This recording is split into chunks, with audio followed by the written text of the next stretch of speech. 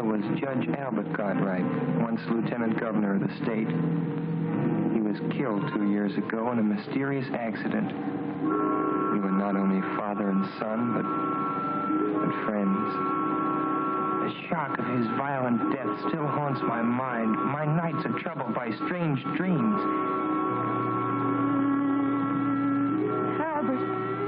Albert, you've come back to me. I'm happy again. Mother, no.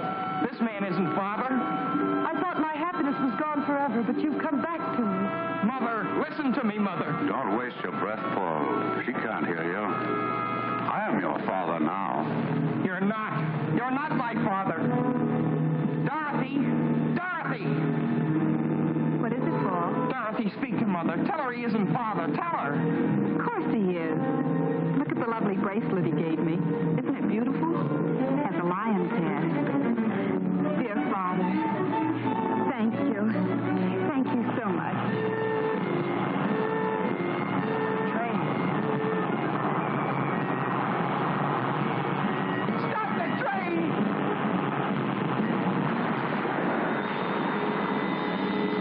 Just what I've been waiting for.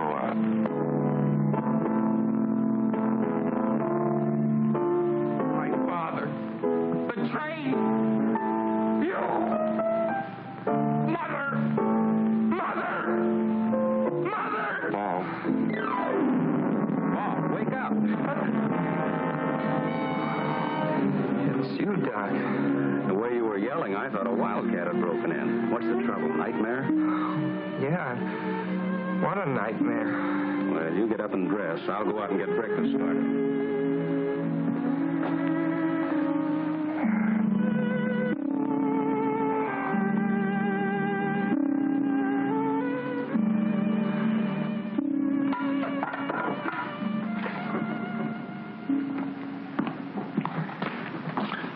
Paul, here's your breakfast.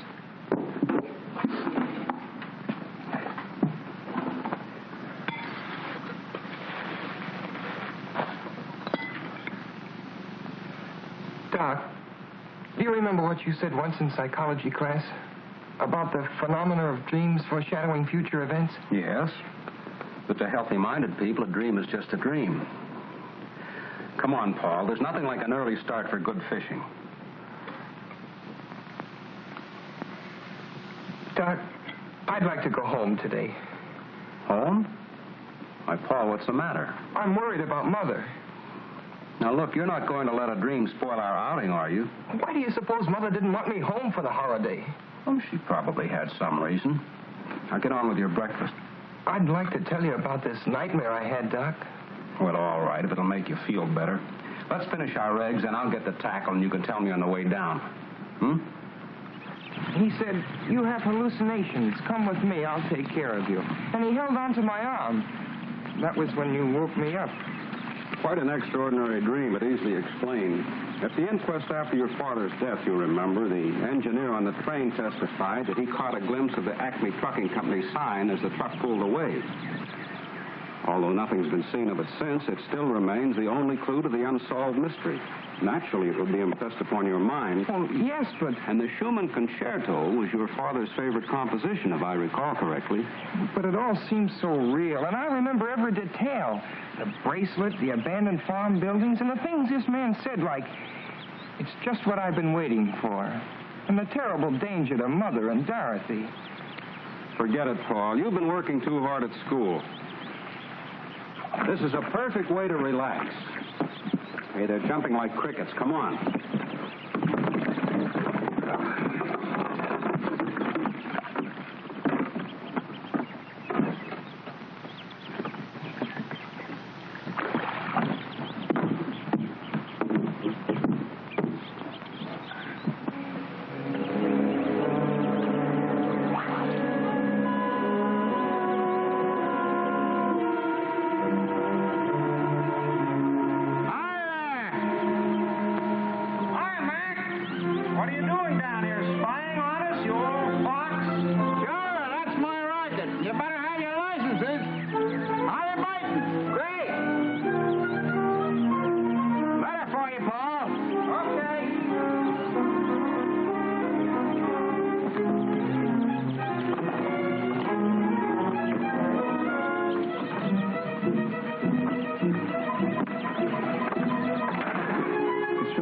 issue of trust and forwarded up here from the school, and I figured it might be important, so I brought it up to you. Well, thanks, Max. No trouble. If there's any answer, I can mail it for you over in the village. Well, there's no answer. It's a letter from my father. Huh? Say, you're not pulling my leg, are you, Paul? Oh, no, Max. Dad left a series of letters with the office of his estate. I get one every few months. Well, I'll be doggone. Leave it to the judge to think of something like that. Uncanny smart that man was. Well, you want to read that sort of private.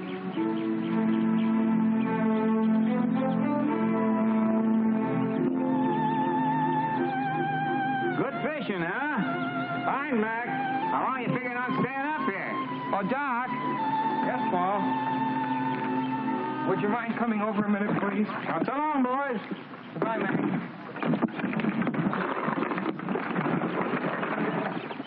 What is it, Paul? I received one of Dad's letters. I'd like to read part of it to you. Go ahead. It will be your responsibility as the man of the family to protect your mother and Dorothy by being constantly vigilant of their associates. I have always guarded your mother, who is so much younger than I, for in my experience I've had ample opportunity to observe the cunning of unscrupulous impostors. Fits right in with your dream, doesn't it? A curious coincidence. Oh, I hate to ruin your trip, Doc, but I'd really like to go home. All right, Paul. It wouldn't do you any good anyhow with this worry on your mind, and if everything's all right, we can come back. Meantime, I can have a nice little visit with my sister. Let's get our stuff.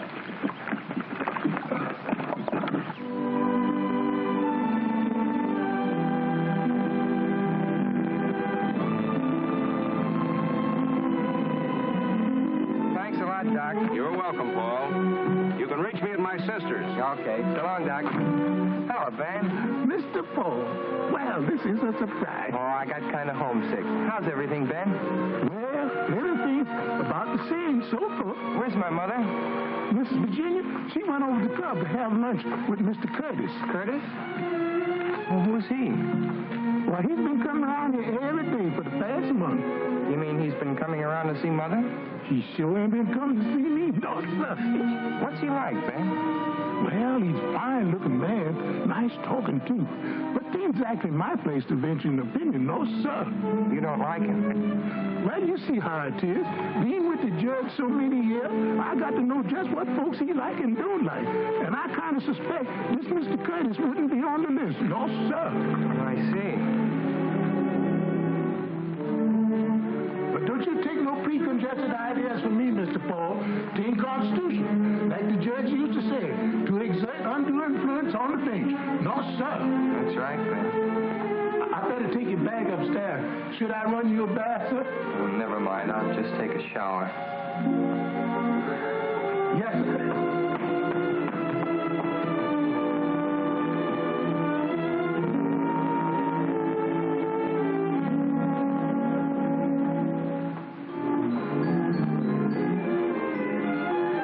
Thanks, Ben.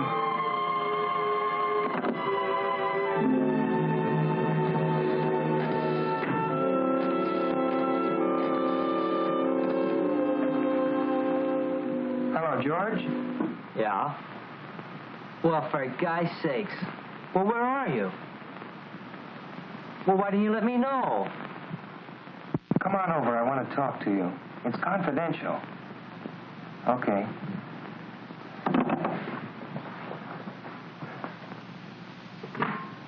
Mr. Paul's home. Paul? What brought him home? Well, he said he got homesick. He's up in his room.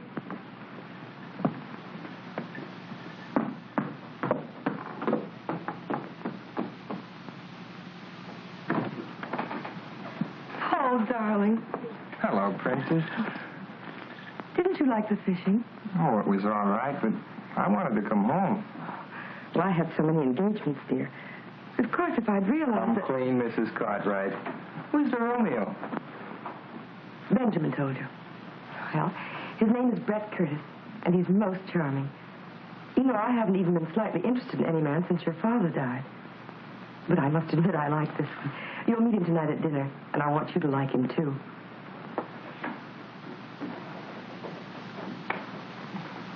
Are you sure he's all right? Of course he is. Everyone finds him fascinating. He's amusing and interesting. He's been everywhere, and he's most attractive. You know, in some ways he reminds me of your father, except he's younger. Oh, don't look so worried. Well, you're my responsibility now, you know.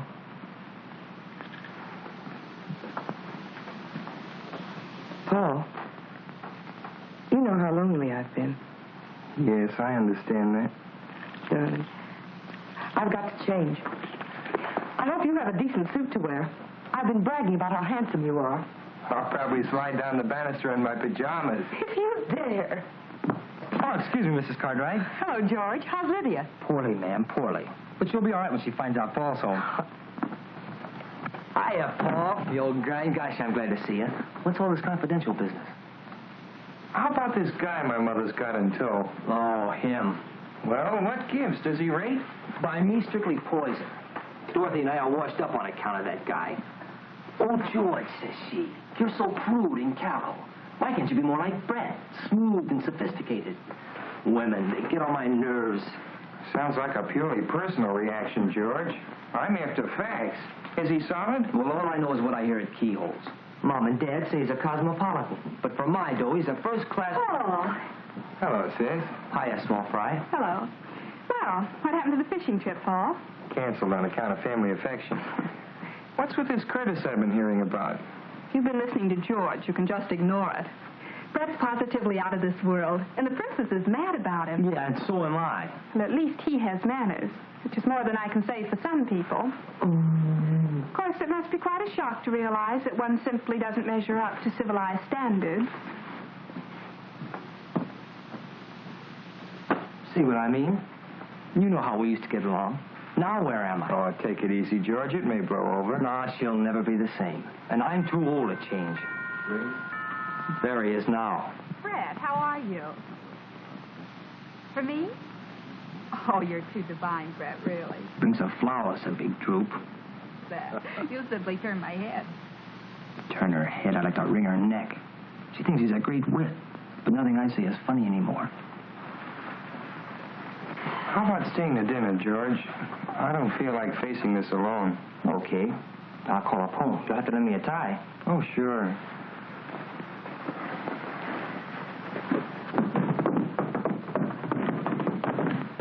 Gosh, do I look all right? Maybe I should have gone home and changed. You'll do. How nice you both look. Paul, this is Brett. How do you do? I'm glad to know you, Paul. Of course you know George Hanover. Hello, George. I've been hearing quite a lot about you. Well, Mother and Dorothy have been giving you quite a build-up, too. Well, I hope you won't hold it against me. I feel as if I'd met you somewhere before. That's because Brett looks like Father. Oh, I don't think so. Except maybe his nose a little. Thanks, Paul. I'd rather not look like anybody but myself. Paul is a great deal like his father. I understand you have his talent, too. Maybe a speck of it. I've been reading one of his books on criminology. My friend, Professor Muleback, the psychiatrist, recommended it to me. The professor thinks your father had a brilliant mind. Well, Father's best book was never completed. I hope I'll be able to finish it for him someday. I knew you two would like each other. Dinner served, ma'am. Dorothy? Paul, I have everything you want. Dorothy. Oh, They're really beautiful.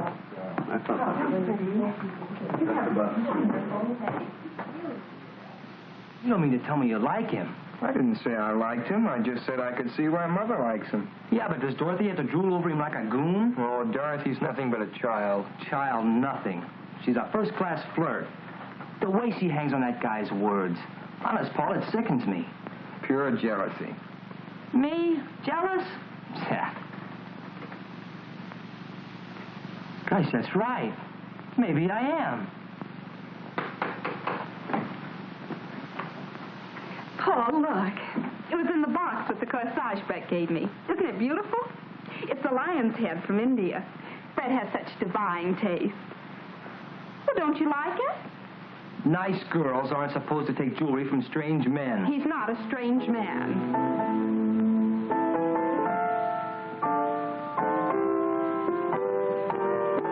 Paul, what's wrong?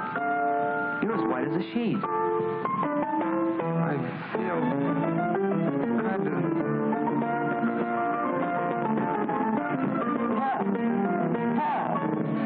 Gosh, she's fainting. I'll get Mother. Mother! Oh, Martin. What's the matter, Virginia? What happened? I don't know. Dorothy said he simply keeled over. When he came to, he babbled something about a dream and wanting to see you. He seemed all right at dinner time. Let me see him. Feel better? Say, you know, I had an uncle once. He used to get fits. They had to put a spoon in his mouth. Hello, Doc. Well, young man, what's this all about? Darling, what is wrong? Nothing, Mother. If you don't mind, though, I'd like to talk to Dr. Vincent alone. Well, I guess I'll barge along home then. Hope you feel better, chum. Well, I'll be okay. See you tomorrow. Right. You look feverish. Oh, I just had kind of a mental shock. Remember the dream I told you about this morning, Doc? Yes? The part about Dorothy and the bracelet? Yes? Well, there's a man Mother's seriously interested in, and... Who is this man, Paul? Brett Curtis, and he did give Dorothy a bracelet. But, Paul... And it was in a corsage, and there was the music, the same music, the Schumann concerto. This may sound kind of crazy, Doc, but that dream is beginning to happen. Now, wait a minute, Paul. Nothing has actually happened. The only similarity to the dream is the bracelet, and that could be a coincidence. You know, Dorothy's very fond of trinkets, and anybody who knew that might buy her a bracelet. As for the music, it's probably sitting on the piano. I wouldn't worry too much about it, son. Have you told your mother about this dream? No. Mother thinks I've got too much imagination. Besides, she's gone overboard for this Curtis, and you can't talk to people when they feel like that about someone. You're pretty young to know that. I felt the same way about a girl last year. Nobody could tell me anything until I found it out for myself. And you may be entirely wrong about this man. And the best thing to do is to find out all we can about him. Suppose you and I go down and see Bill Allen tomorrow. A banker doesn't usually take people at face value. We'll let him investigate. That's an idea. Oh, and Doc, when you go downstairs, I wish you'd drop in and meet Curtis. I'd like to find out what you think about him. All right, Paul. Now stop worrying.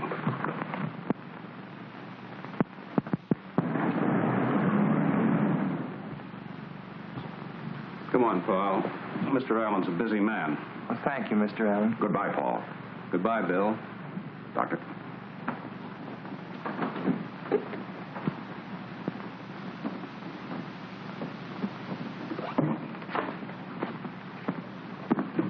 Good morning, Curtis. Oh, good morning, Doctor. Hello, Paul. How are you feeling? Oh, I'm fine, thanks. You certainly gave us a scare last evening. I hope you've laid down the lot with Doctor. What he needs is more fresh air and exercise. Well, you can't pass exams on fresh air. Not in my school. No, Paul takes his studies very seriously. Come along, Paul. Good morning, Curtis. Goodbye.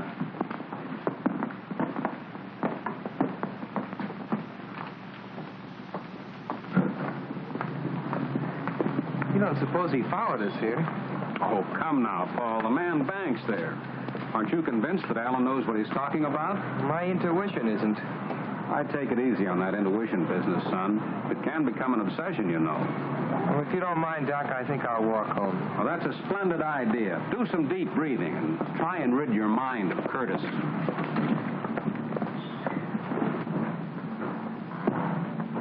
Hi there, Doctor. Going anywhere near the club? I go right by there. Hop in. Oh, thanks. It's a nuisance to find a taxi when you want one. I don't drive myself.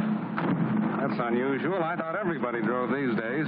Well, I was in rather a bad accident when I was a youngster, and it made such an impression on me that I never learned to drive. Where's Paul? Oh, he decided to walk home for the exercise.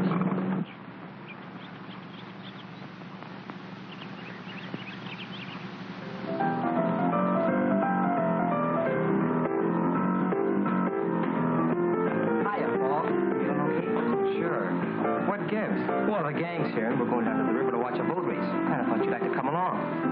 Hello, Lydia. Oh, Cartwright. Well, if you aren't the absolute limit, not letting me know a thing about coming home.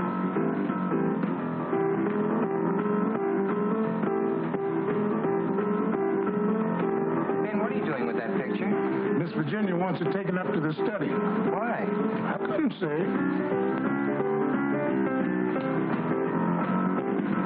Where's Mother? Downtown. She'll be back for lunch. Come on, let's go. We don't want to get down there after it's all over. Okay, come on. Come on, Lydia. Okay, gang, I guess we can all get in my car. We can all squeeze in. Yeah, that's all right. Come on, Paul. I'll see you later.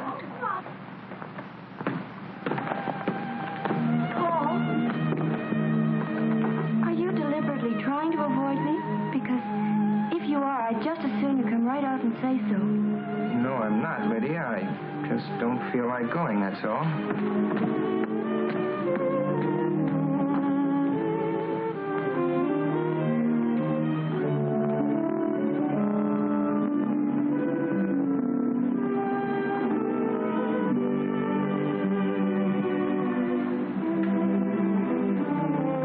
Sorry, sir.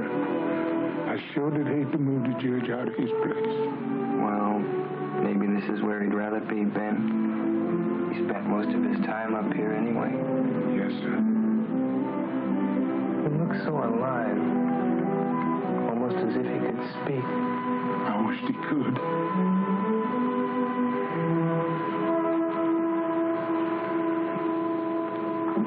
Ben, when is Curtis coming here again? He's coming to lunch. I want you to do something for me. Anything you say. When you take his glass off the table, don't touch it. Use a napkin and put it aside. You know what I want, Ben. Yes, sir. Oh, and Ben, I'd like a sandwich and a glass of milk up here, please. Yes, sir. Do you have the keys to the files? Thanks, Ben.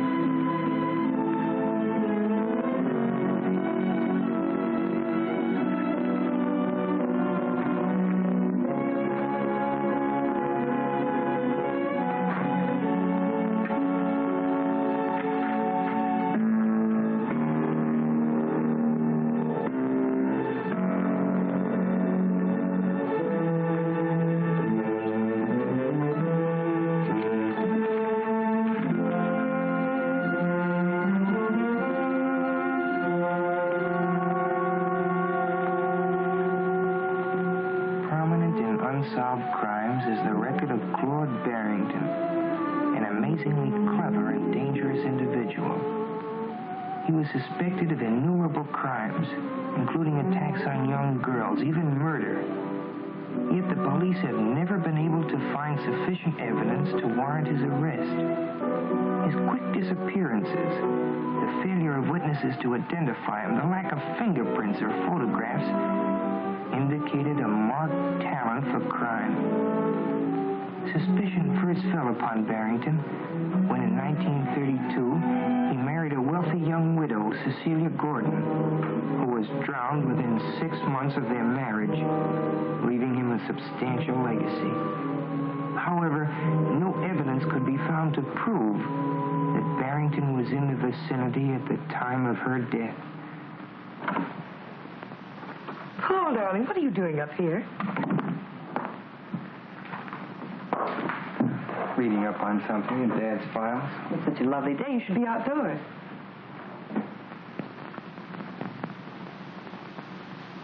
I'm sorry about moving the picture. I wanted to change things in the living room. It's so old-fashioned. I wanted to brighten it up a bit. It's all right, Mother. Paul, are you going to make things difficult? I haven't said anything. And what you say, it's your attitude. Why don't you like Brett? I just don't want you to make a mistake, that's all. How much do you know about him? Everything. He's told me all about himself. Paul, why are you so mistrustful? I received one of Dad's letters yesterday. Maybe you'd better read it.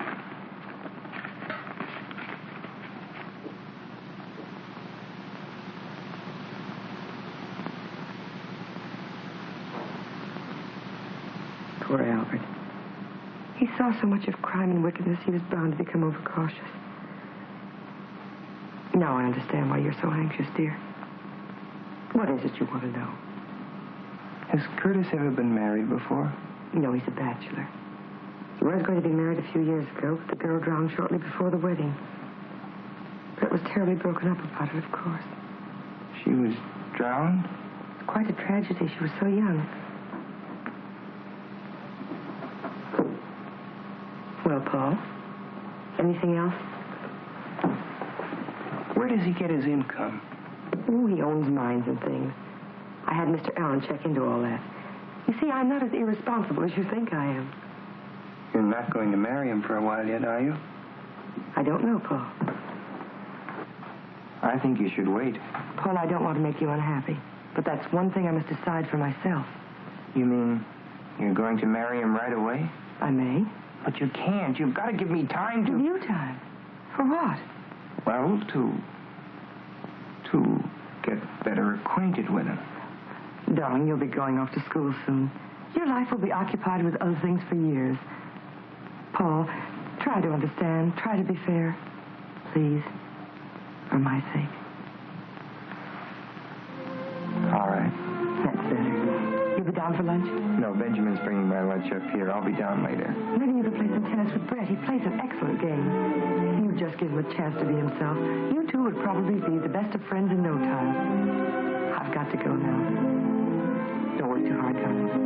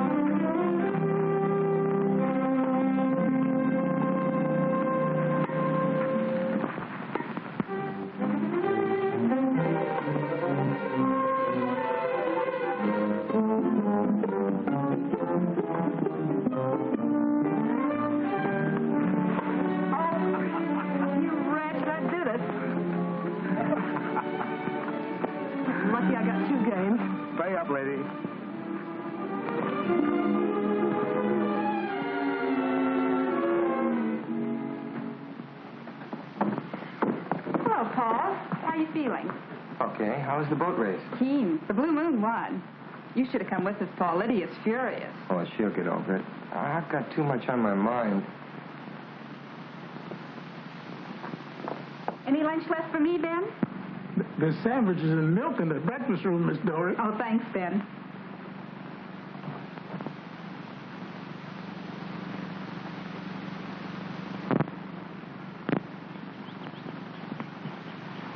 Hello, darling. Hello, Paul. Where have you been hiding? Well, I had some work to do.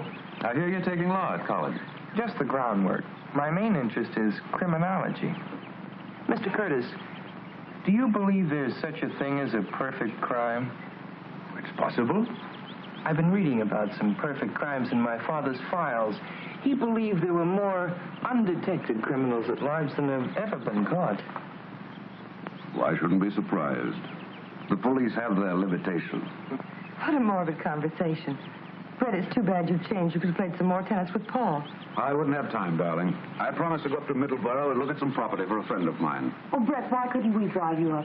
The ride would do Paul good. Oh, that's nice of you, Virginia, but it'll take hours to look at tracks, and I'll be talking business. I'll phone you when I get back. I'll walk down to the gate with you. Do, Paul. Goodbye, Brett. See you later, darling. Understand you've traveled a lot. Well, yes, I've always been curious about what was beyond the next horizon. Ever been to Nevada? Yes. Magnificent country it is, too. Makes a man wish he could paint. You'd like it. What's Reno like? Oh, that's indescribable. It's a hodgepodge of Wild West and Wild East. Cowboys, divorcees, mink and mustangs, Jude ranches, and the real thing all shuffled together. I'd like to see some of those old ghost towns. And a real silver mine. Well, I have an interest in several mines. Perhaps we'll take a trip someday. Do you know Colorado? Quite well. Waynfield must seem pretty tame after those places. I've seen pretty much everything worth seeing. I'll be glad to settle down right here. Well, goodbye, Paul. See you tomorrow. I hope we're going to hit it off together. So long.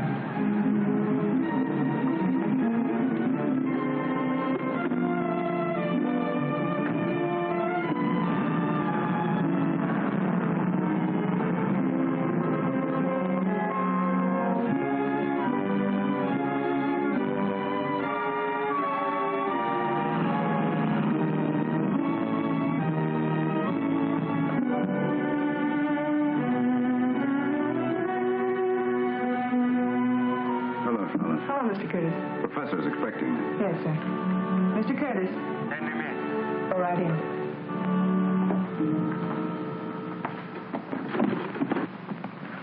Good afternoon, Professor. Hello, Curtis. Well, how does it go? There's a new development. The boy? Yes, he came home unexpectedly. Hospital? Definitely. A neurotic type. Interested in criminology. He asks a lot of questions. Remarkably intelligent for his age. I have the feeling he knows more than he should. Does his attitude affect her? It hasn't yet. But he's a persistent little devil. This morning he made inquiries about me at the bank. Nothing to worry about there. Everything is in order. This afternoon he was looking through his father's files. When he came downstairs, he asked me if I believed there was such a thing as a perfect crime. You'll bear watching. Has she accepted you? She hasn't yet, but she will. What's the girl's attitude? Oh, Dorothy. A complete conquest. A little beauty, too. Be careful. I warned you before. That weakness of yours will ruin all our plans. Don't worry. Nothing will ruin our plans. I waited a long time to get back at Cartwright. I'll make them pay for his meddling interference if it's the last thing I do. You'll do as I tell you. Don't forget, I'm in this, too. Perhaps I made a mistake. Perhaps I should have kept you as a patient instead of making you an associate. Don't forget, I'm concerned with the financial outcome in this case, not your personal revenge. You have nothing to complain of. Everything's working out. The boy is the first hitch. He sounds like a subject for mental analysis. You might suggest it to the mother. Sometimes these cases destroy themselves. The important thing is to get the wedding over with as quickly as possible. When you are legally in possession, we can take care of him here. Funny, that thought was in my mind, too. But why wait till I'm in possession? As her husband, you would be in a position to comfort her. As her fiancé, such a tragedy might cause a revulsion against you. That's true. Therefore, you must lose no time. The stakes are high, and there's constant danger if the boy is following the Barrington trail. Barrington is legally dead. Fortunately, so is the judge. However, fools and children sometimes stumble upon details which even the most careful strategist has overlooked. I had better meet the lady as soon as possible. Meanwhile, you must impress her with my professional distinction. Understand? Perfectly. Now, be careful. If you can't accomplish this within the week, our relationship shall revert to that of doctor and patient. I'm spending the weekend with them. I'll have her consent before Monday.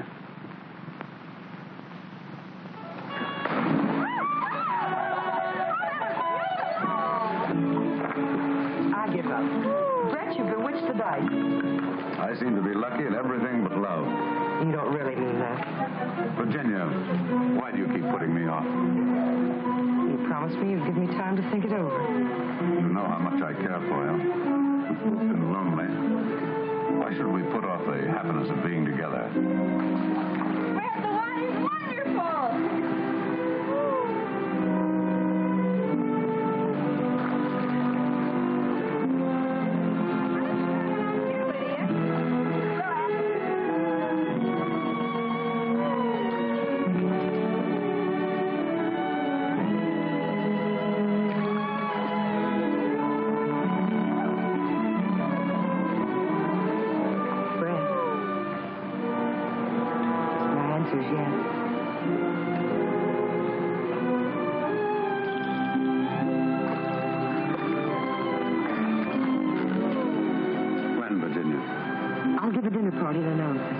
You're not going to put me through a formal wedding, are you? No, just a dinner party. We'll slip away quietly, and I'll send the announcements out later. Good. We'll elope. No. It sounds so young and reckless. It doesn't seem right with two grown children. Brett, you do like them, don't you? Like them? A handsome, full-grown family on a silver platter? And you? What more could a man ask? Darling, do you realize that you haven't kissed me since we've been engaged?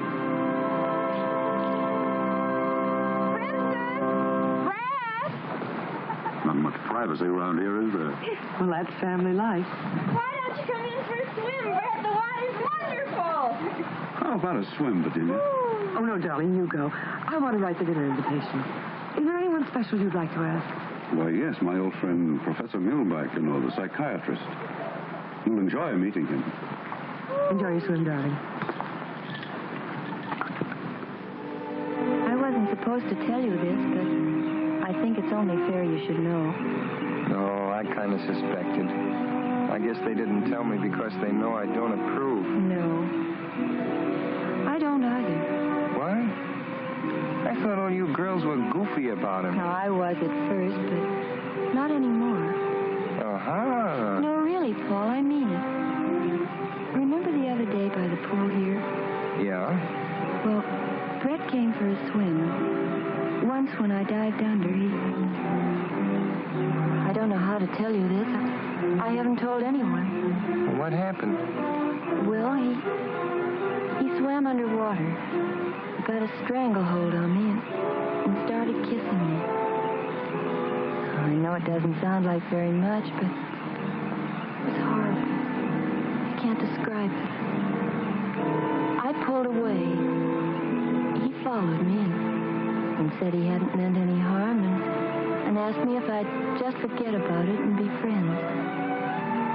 I felt sort of queer about him ever since. You won't mention this to him, will you? No. And don't you say anything about it. What you've told me adds up with other things. What other things? Oh, I can't tell you now. The trouble is I may be wrong. I haven't any proof, just a hunch. Nobody wants to believe me. I believe you, Paul. Thanks, sugar. Well, there's Dr. Vincent. I've got to talk with him. You better run along with you. Oh, but Paul, are you... Well, what I mean to say is, you still like me, don't you? Oh, sure. But everything's on ice for a while. No dates. Yes, all right. Only, don't forget. Okay, funny face.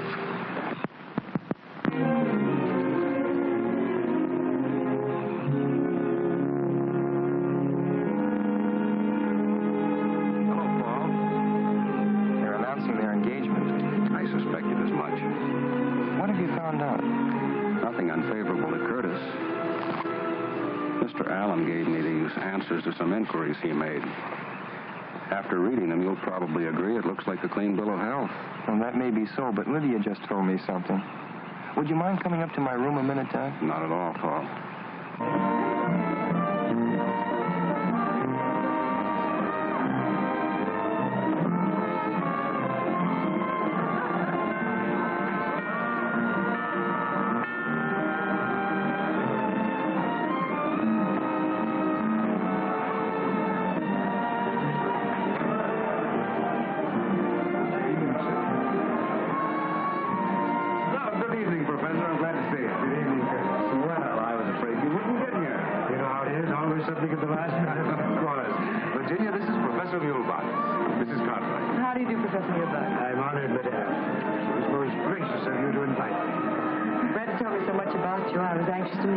Thank you, madame. Happy occasion, this, eh? Curtis is a lucky fellow. Come in, Professor. Thank you. Now I'll show you something in the Barrington record that ties in with what Lydia told me. That's funny. This drawer was locked. It's been opened. Maybe you just thought you locked it. No, I'm sure I locked it yesterday. I hadn't opened it since. Curtis was here, too. May I come in? Or is this a private huddle? Hello, Doctor. Hello, Dorothy. The princess wants you in the drawing room. There's a big psycho something or other that she wants you to meet. Friend of Brett's. You too, Paul. Oh, I don't want to go down. But, Paul, you must. You can't spoil Mother's party. That's right, Paul. Come along. We can talk later.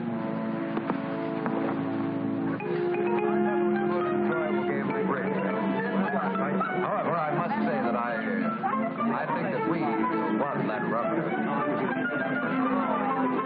Why? Because Virginia was keeping score. Virginia's arithmetic is delightful. She subtracts by counting backwards on her fingers. 10, 9, 8, 7, 6. That means 10 minus 5 equals 6.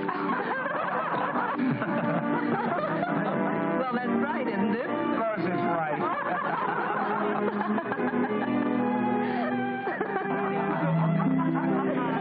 We had a perfect score. Well, tell me about psychiatry, Professor. It must be very interesting.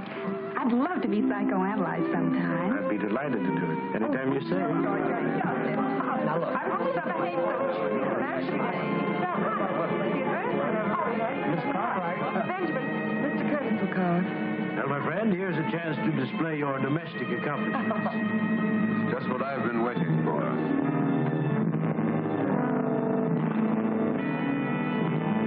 It's just what I've been waiting for.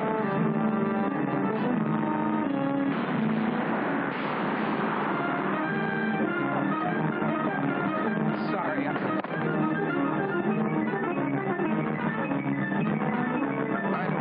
Here, woman. You stay here, Virginia. I'll take care of it. Paul hasn't been himself lately. An extremely sensitive boy, madame. I would like to talk to him. I have been most successful with the juvenile neurosis. It's nothing serious, Professor, I'm sure. Paul, what is it now? Words in my dream. Curtis said, "It's just what I've been waiting for." When he said that, I could hear the train coming and then the crash. Gosh, Doc, it's spooky. It's got me. You better pull yourself together, Paul. Now, let's look at this thing realistically. I understand Bill Allen's going to announce the engagement. He's known your mother all her life. Do you think he'd sanction a match if he weren't sure of Curtis? I can't figure it out. Maybe I'm going wacky, Doc, but I could swear he's Barrington. Barrington's dead, Paul. I don't believe he is. But it's too fantastic.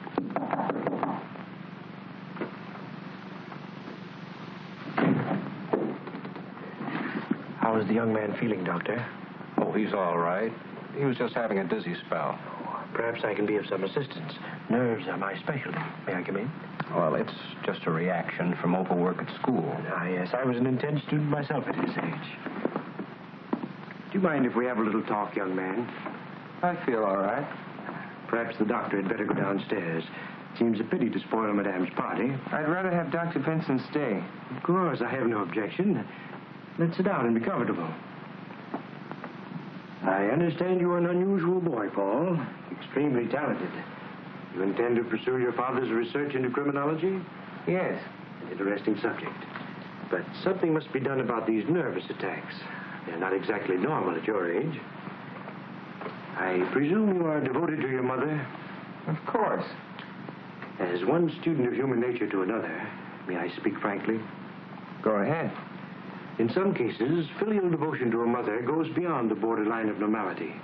It can frequently produce hallucinations. Did you say hallucinations? Do not be offended. I'm merely stating a theory. Let go. Please don't agitate yourself. I'm only trying to help you. I don't need a psychiatrist. But you do. I believe it is your emotional aversion to your mother's remarriage which produces these neurotic symptoms. I'm sure I can cure you in a very short time. I would like you to place yourself under my care at Restview. Restview? That's a sanitarium for mental cases. Yes, but I wouldn't consider you a patient, merely a guest. Guest? Well, that's right of you. Good night, Professor. I'm sorry. I assure you I meant no offense. May I see you a moment, Doctor? I'll be right back, Paul. The boy's agitation reveals an emotional influence which should be corrected immediately. I hope you can persuade him. I'll speak to him. Good.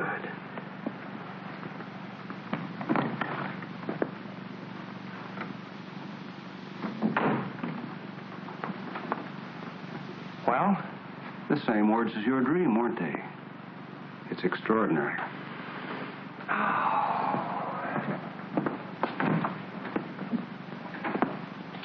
Those two are mixed up together somehow, Doc. Hallucinations. Do you believe that stuff? I've read about it in textbooks. And according to him, I've got him. He seems to think so. What else did he say, Doc? Well, he wanted me to ask you to go to his sanitarium and let him analyze you. You know, Doc, that might not be a bad idea. But I don't think it's necessary. But, Doc, I might find out something up there. Yes. But, Paul, if those two men are what you think they are, it'd be mighty dangerous. Well, you could come up every day and keep an eye on me, couldn't you? Yes. Besides, it might be a good way to stall for time. I'd make Mother promise not to marry Curtis till I got back. But, Paul... And meanwhile, you could take these to Armstrong and get him to analyze them, their fingerprints off a water glass. Curtis? I'll talk to Mulbach. Paul, you're a very clever boy.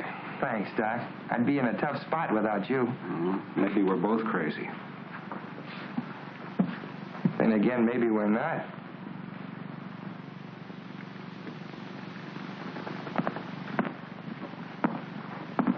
It's a lovely room, isn't it, Paul? Very nice. I hope you'll find it comfortable. My routine is a simple one. A few heart-to-heart talks, plenty of food, and rest. Believe me, Mrs. Cartwright, he will return home a healthier and happier boy. I'm sure he will. Goodbye, darling. Don't read too much. You'll take good care of him, won't you, Professor? Of course, madame. I'll drop in tomorrow and see how he's getting along. Please do, Doctor. I'm always happy to have the cooperation of my colleagues. Goodbye, Paul. I'll see you tomorrow. Goodbye, Doc. Goodbye, Princess. Goodbye, darling. I'll see you later.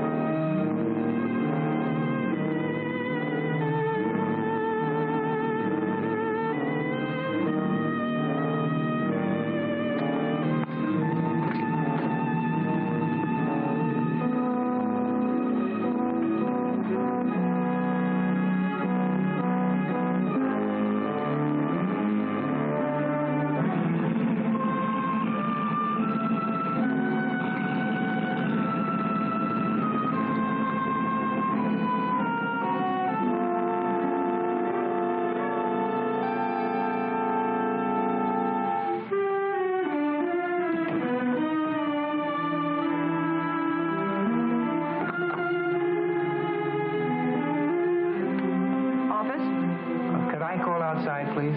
I'll get the number for you. Well, I forgot my tennis shoes. Do you happen to know where I could get a pair? I'm sure Professor Mulbach can lend you some. Thanks.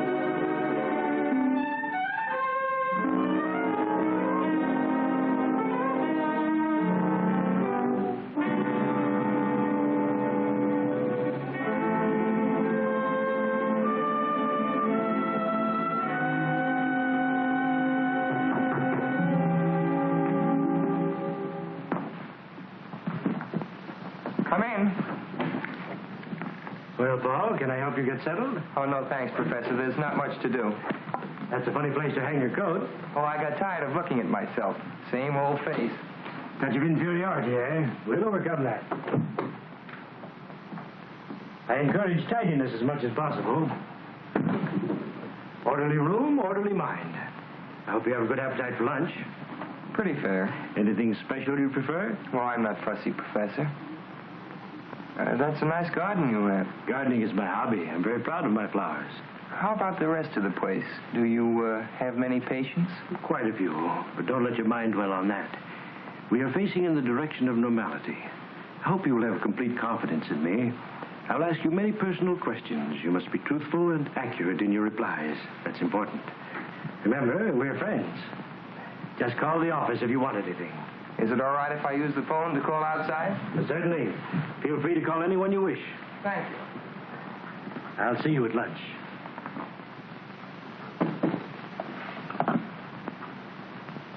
I'd like to get Waynfield 1531, please. Hello, Vixen. What's mixing? Oh, Paul, where are you?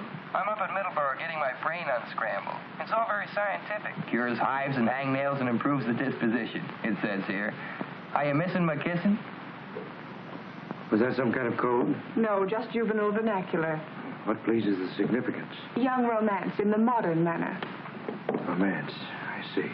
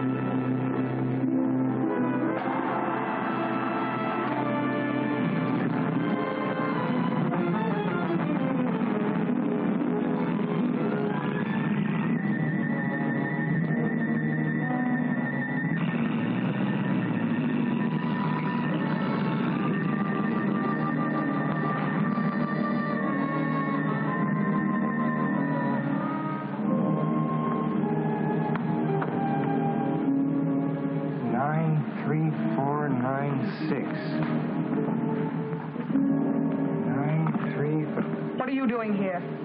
Well, I can't sleep. Nightmares. I'll get you a sedative. Go to your room. We don't permit the patients to wander through the corridors at night. Well, I'm not a patient. I'm a guest. I must admit the boy puzzles me. I can learn nothing from him except that he suspects you. I'm sure he knows you're Barrington. How he arrived at that conjecture, I don't know. From his father's files. I found the Barrington folder in his desk. The boy's as persistent as his father was. I won't be in the clear until I get squared with the entire family. It'll be quite ironic, won't it? The elusive Barrington, married to the widow of the Honorable Judge Albert Cartwright. He won't be if Paul can help it. Right now, his main idea is to delay the marriage. He's managed that already. She promised him not to marry me until he returns. There must be some way to overcome that.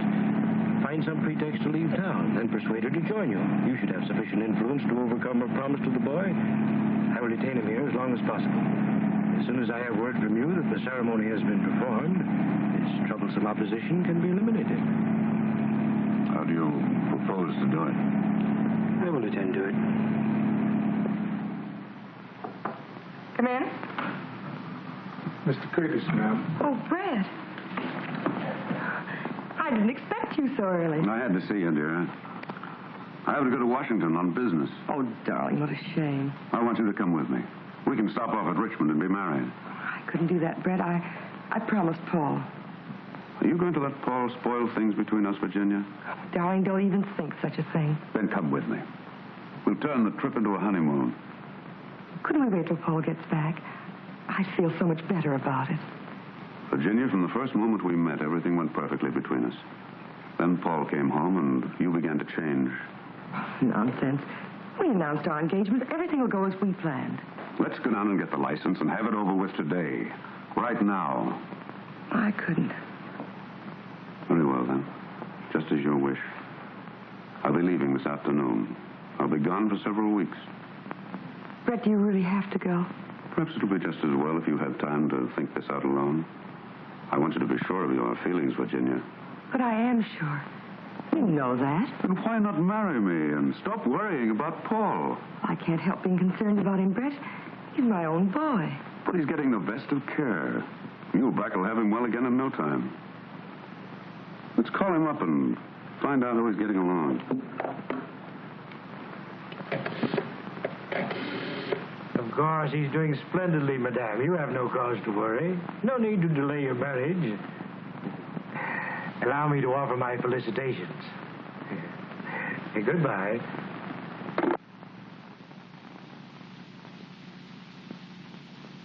How long will it take you to check some fingerprints? Whose are they? Curtis. Paul got them. He asked me to turn them over to you. He's a chip off the old block, all right. The judge hung on like a bulldog whenever he got his teeth into anything. That's right. I'll have these checked just to prove there's nothing to it. Let me see. Where does Curtis hail from? Oh, he's lived in Oregon, Nevada, Colorado, California. California's good. They get thumbprints on driver's licenses. Curtis says he doesn't drive. Well, we won't take his word for that. Check those with Washington, Tom, and try the California License Bureau. Okay, Chief. So long, Doc. I'll let you know, Doctor, if anything develops. Goodbye, Mr. Armstrong. Thank you.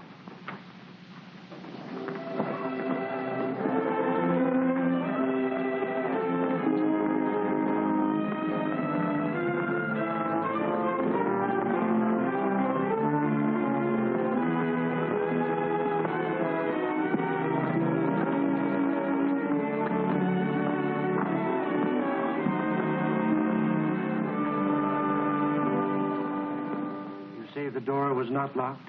Why should it be? Sometimes we lock doors as a precaution against somnambulism. Miss Farber notes here that you complained of having a nightmare. Can you tell me about it? Only that something dangerous was going to happen. Do you have such dreams often? Yes. Can you remember anything definite about them? Train, my father's death.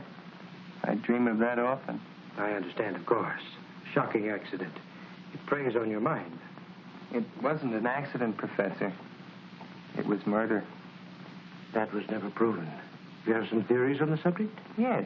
Indeed. I should be interested in hearing them. Well, I'd rather not talk about them now, Professor. It gives me a headache. Very well, Paul. Now, what would you like to do by way of diversion?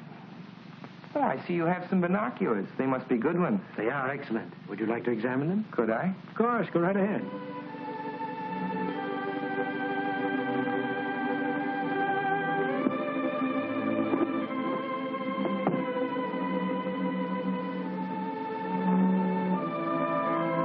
Swell.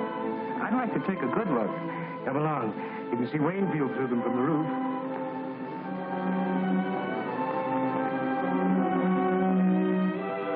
There's the county seat down there. From here, you can see Waynfield.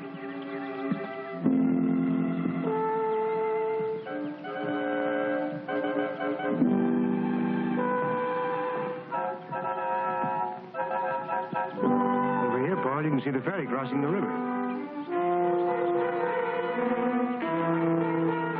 What's that building down there? Just an abandoned farm. Over this way, Paul. See the ferry? You can almost distinguish the people's faces on the deck.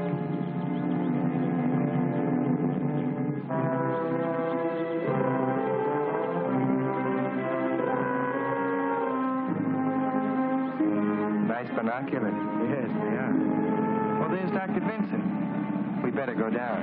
Yes. Would you mind going to your room? I'd like to have a talk with the doctor. Then I shall send him to you.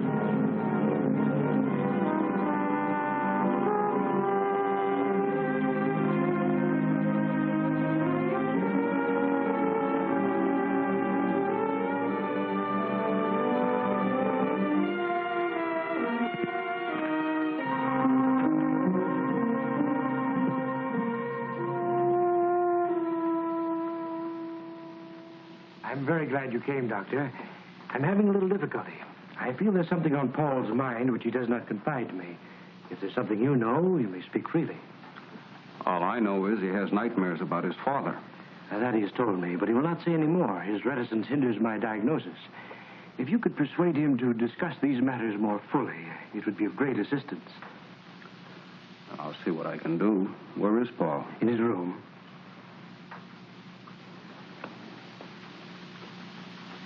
Show Dr. Vincent to Cartwright's room, please. Thank you.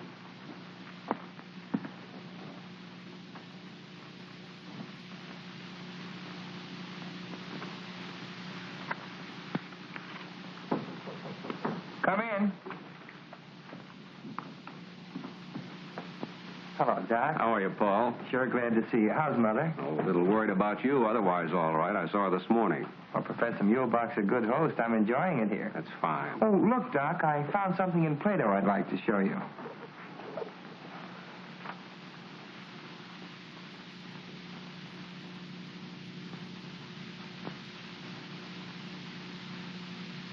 Oh, yes, yeah.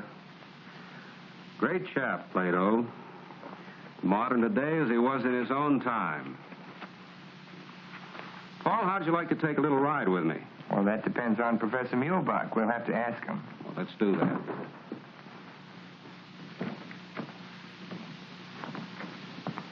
Well, how do you find your patient, Doctor? He looks rested, but I'd like to take him for a drive in the fresh air so he won't feel shut in here. That is, if you have no objections. Not at all.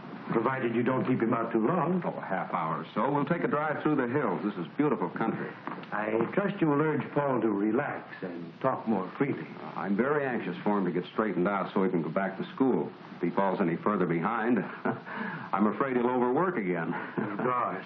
Well, come along, Paul. We won't be long.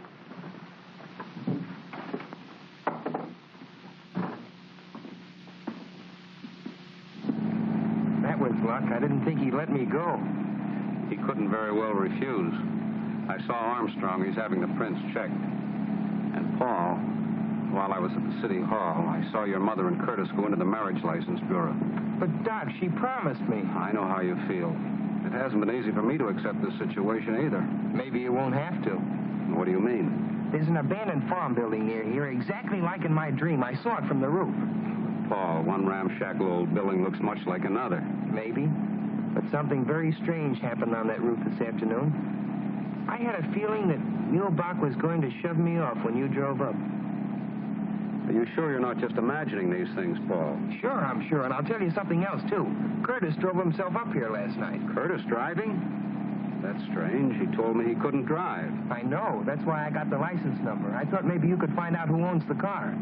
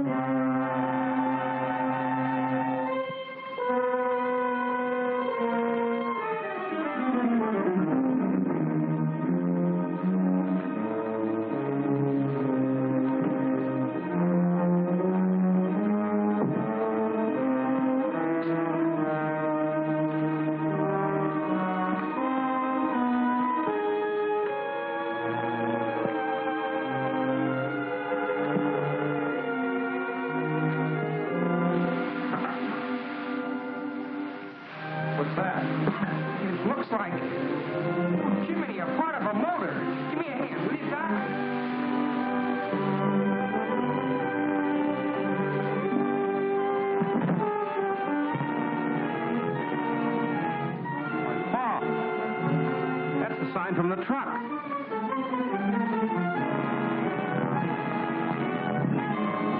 Son, you certainly called a turn on this one.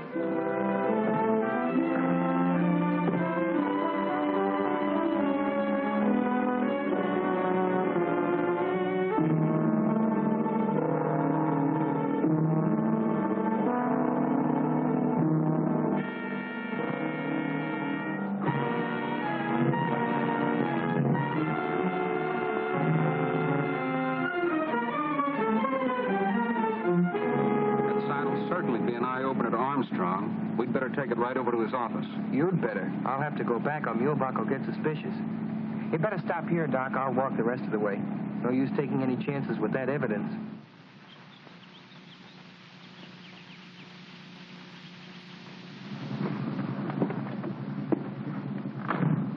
I don't like to see you go back in there feeling the way you do about that place. Oh, I'll be all right. I've got to go in and stall for time. If things get too hot, I'll phone Lydia and say I'm lonesome. That'll mean get here quick. All right, Paul, but take it easy. I'd better go home and clean up a bit, then I'll go right over to Armstrong. So long, Doc. Darling, don't be angry. Surely one day doesn't make that much difference. I've promised Dr. Stone he could marry us. You wouldn't want me to hurt his feelings, would you? Why can't we go over there now? Why wait? We can spend tonight and tomorrow at the lake and then go on to Washington. After all, I must think of that contract, Virginia. Even a man in love has to think of business. All right. I'll call Dr. Stone, see if he can't find some time free. He ought to be able to work us in somewhere. A ceremony doesn't take long. Do you want me to call him? No, I'll do it.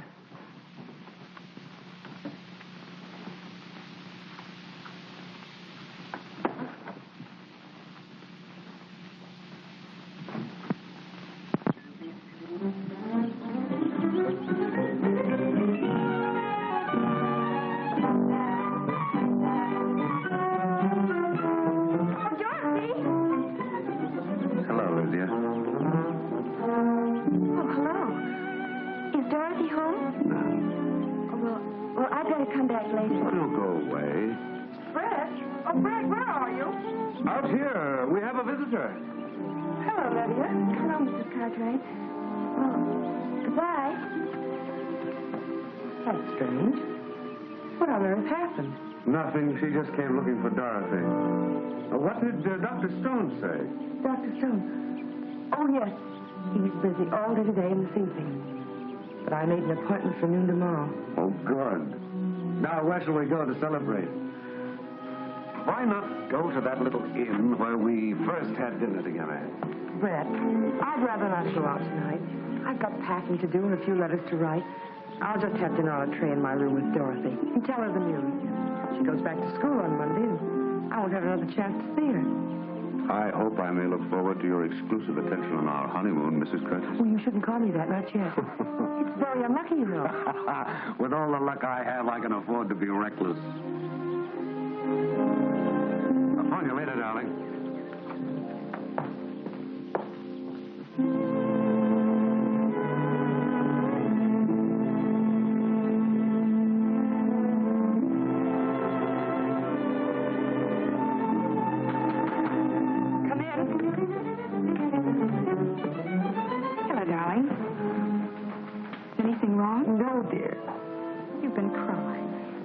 Nerves, that's all.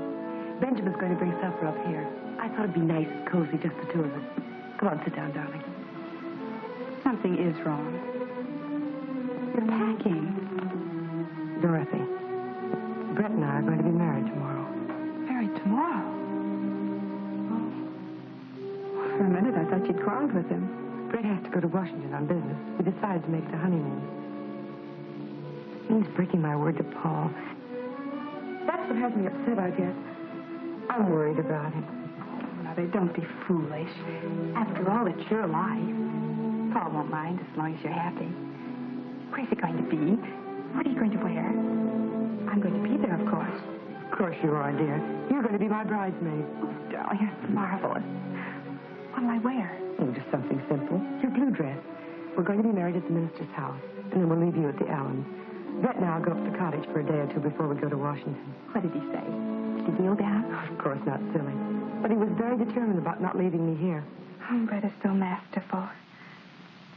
You'll write to me, won't you? Of course. Every day. That's the story, Mr. Armstrong. And strange as it sounds, you must admit it's not just a figment of Paul's imagination. Well, I've run across some strange disclosures in my career, but the stream detection beats anything I've ever heard. Want me? Yes, take a look at that. Hey, where did this come from? Paul Cartwright dug it up on an abandoned farm at Middleborough, near the Mulebach place. Well, I'll be doggone. All we need now is the truck that goes with it. Better start a search up there. Send the car out. Any news on the fingerprints? No, not yet. Put in a call and speed it up. Miss Farber, didn't you get that number yet? It must answer. Lydia's waiting to hear from me. Hello? Hello?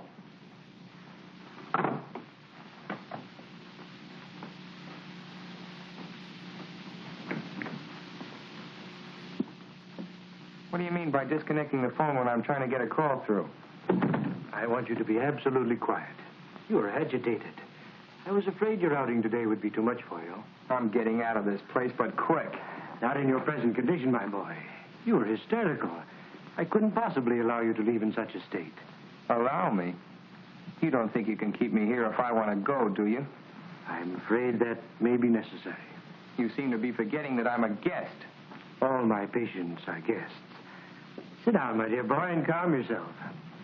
Tell me, what has upset you? Was it something you found at that farm where you went this afternoon? You followed us. I observed you from the roof with the binoculars.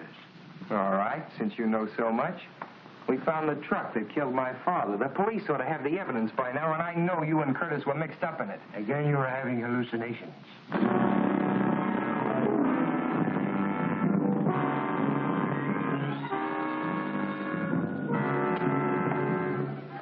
Hello. Oh, hello, Professor. Where have you been? I've been trying to reach you for the past hour. I went to the station for tickets. We're being married tomorrow noon. That's impossible now. I'll explain when I see you. Meet me in half an hour at the east end of the golf course. I'll be there.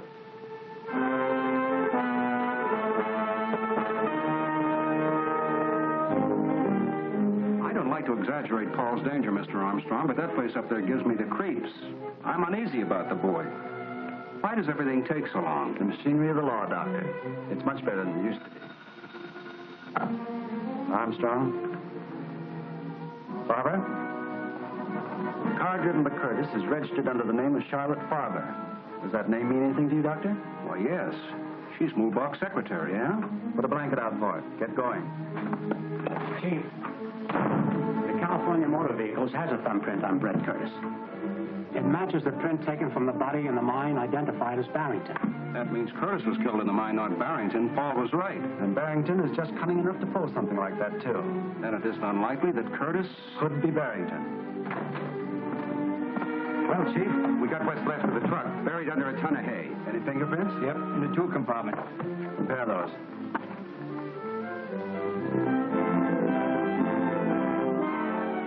They match all right. They match the Curtis prints Paul got from the water glass. Well, are you satisfied? Go to the country club. Pick up Brett Curtis. Suspicion of murder. Cartwright case. Right, We've got to get to that boy, Armstrong. Mulebach and Curtis are working together, and there's no telling what may have happened to him by this time. Get me in the Mulebach place at Middleburg. Now, don't worry, Doctor. We'll find out in a few minutes.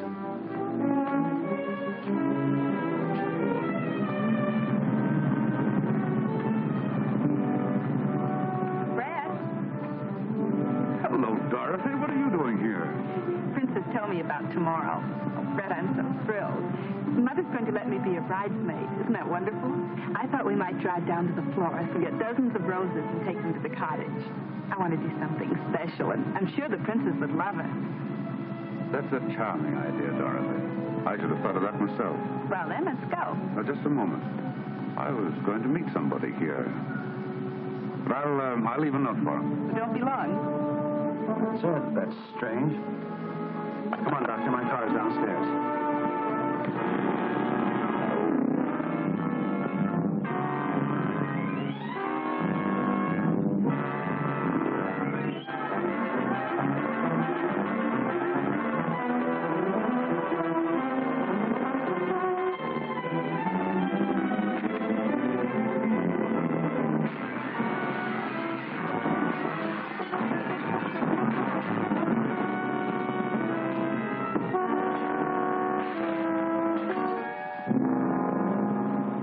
Muleback? Yes? Mr. Curtis asked me to give this to you.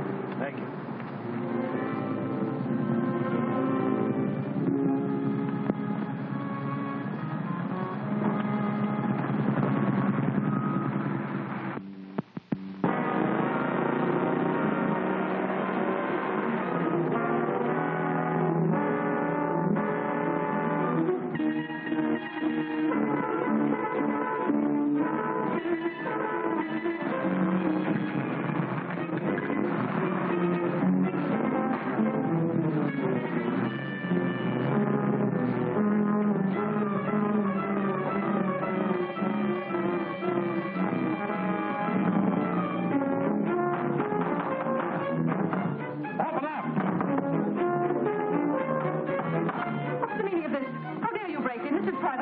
Sure, we know. We're just nuts looking for a padded cell. Where's the Cartwright boys? I know nothing. I'm just an employee here. Well, we'll just have to go around breaking down doors. You have no right to search this place. You have no warrant. The district attorney wants Paul Cartwright, and he wants him alive. Of course he's alive. He's in his room. Which room? The first one down the hall, but it's locked. Have you a key? No, Professor Muhlbach has the key. He's out for the evening. Slade, take this woman in custody. Hold her as a material witness. Come on, Langdon.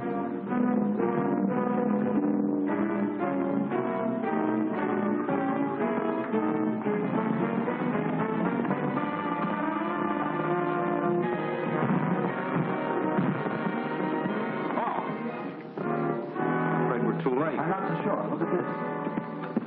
Good boy. He got away. I hope. There's no connection here. We can call from the switchboard.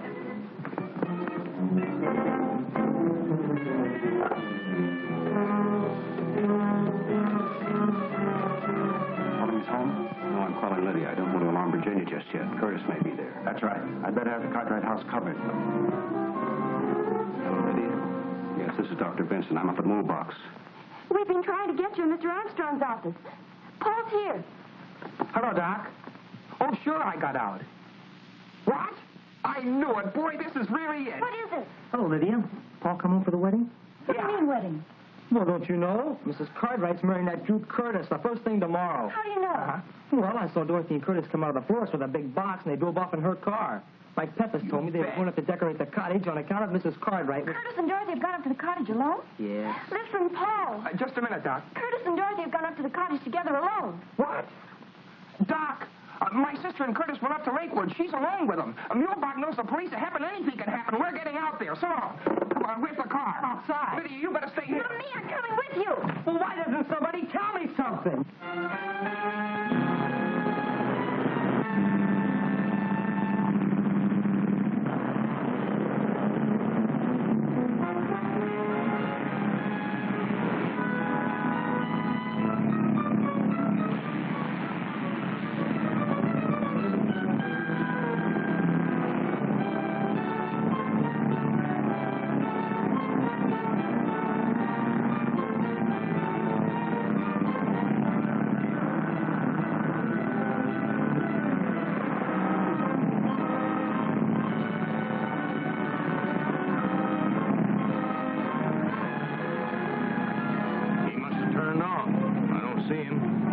Backtrack.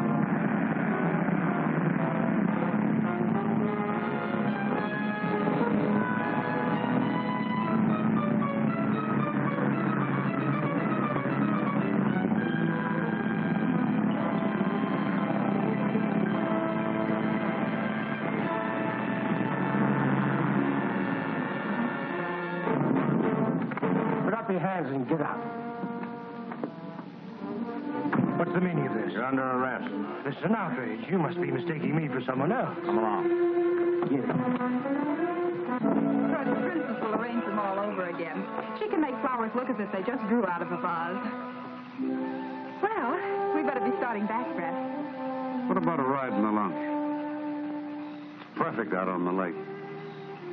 There are a million stars floating on the water, and the crescent moon looks like something out of Omar Khayyam. Brett, you are the most romantic person. Most men around here never even heard of Omar Khayyam. If they did, they think he's a Turkish wrestler or something.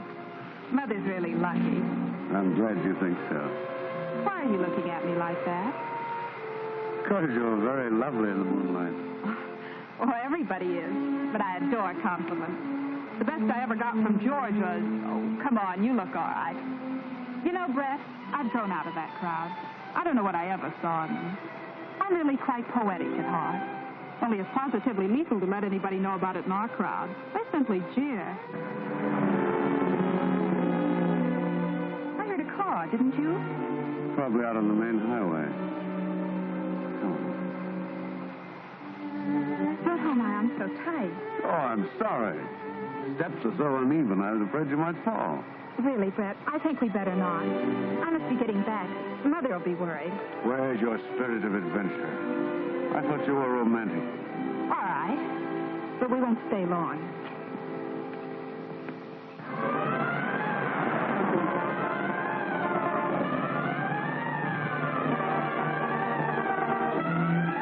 They're here, all right. No lights on in the house. There's a light in the boathouse.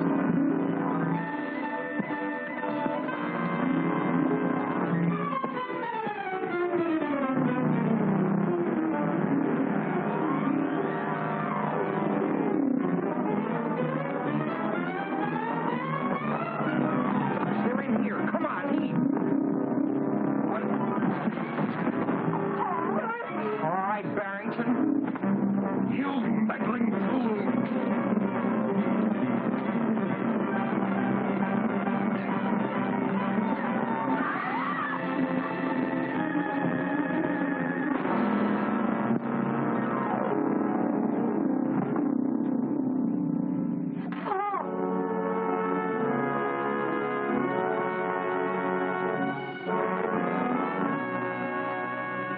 It's clearing now. Look, Mother, we can see ahead. No, Virginia. Don't look back. It's all over.